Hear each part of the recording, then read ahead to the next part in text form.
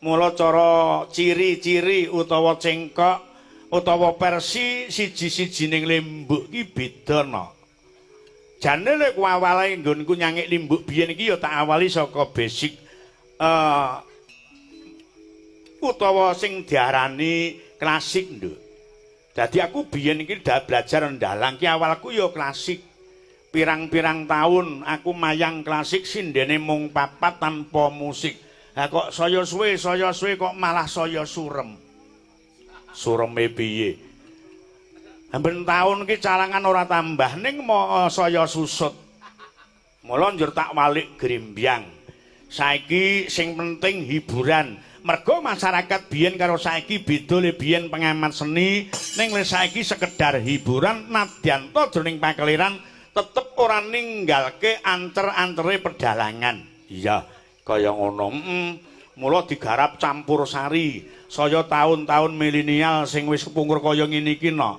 Angger sing do rawuh kepareng nanggap kuwi nuwun sewu Mbah Minto. Mengki lek wayangan sing penting jejer diluk wis pokoke los campur sari. Lho, jane secara pribadi ya isin lho. Wong jenenge dalang kok dadi MC. Ning awake dhewe lak ya nuting jaman kelakone melu karo arus ning aja nganti ketut dayaning arus. Mula digarap limbukan ana jaranan kuwi ciri khas Tulungagung utawa mutuh Tulungagung.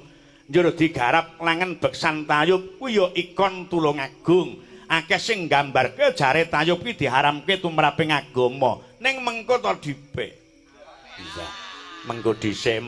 Mergo ing kono ana wewarah, Nduk. Sing diaran seblak sampur ngiwa kuwi ngguwak barang sing ala, seblak sampur nengen mujudake perlembang yen to kuwi golek barang sing becik. Sing diharamke dudu budayane, ning sing diharamke iki ngombene. Mula lek ngombe iki aja nemen-nemen, Gus, ya, Gus, lek pengen nyawa musik nemplek karo ragamu. Mayang ning Jombang nyusahke kancane. Bar limbukan celukke ambulan. Kok ora bablas? Iya, kaya ngono. Lah sing angka 3, Nduk. Iki mau mawa tembang khas Madura ning tetep ora ninggalke sing diarani lagu napas agama. Kepara sindening dhewe iki ya nek sing dadi santrine solawatan. Ya, kuwi mau. Heeh. Habib Syekh, kuwi mau ya nek sapa punjung kuwi. Kuwi lek ngabdi ning Habib Syekh suwe, mula cengkoke ya jebles. Iya. Lan menawa nduk sing diarani wayang iki mujudake tontonan tuntunan tatanan. Iya.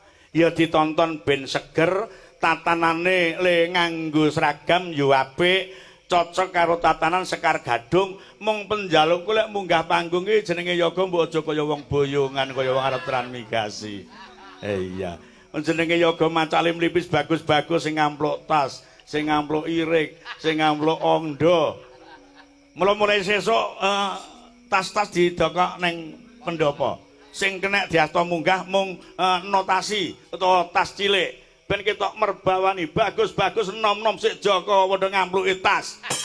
Iya, kaya ngono. Mulai saka kuwi nduk, ayo ora usah perlu kakek sing ndabul, ora perlu kakek le matur ana kene ndak malah nguyahi segara. Sing penting seneng-seneng diaturke beliau-beliau kang kepareng lenggah ya tanpa kecuali. Iki mengko ya dibantu bintang tamu Dojo karo dulur wedok Mbak Lucy Brahman musuh bebuyutan ana panggung ya. Ning lek ning dalam musuhe Mas Wawan ning panggung musuhku ngono.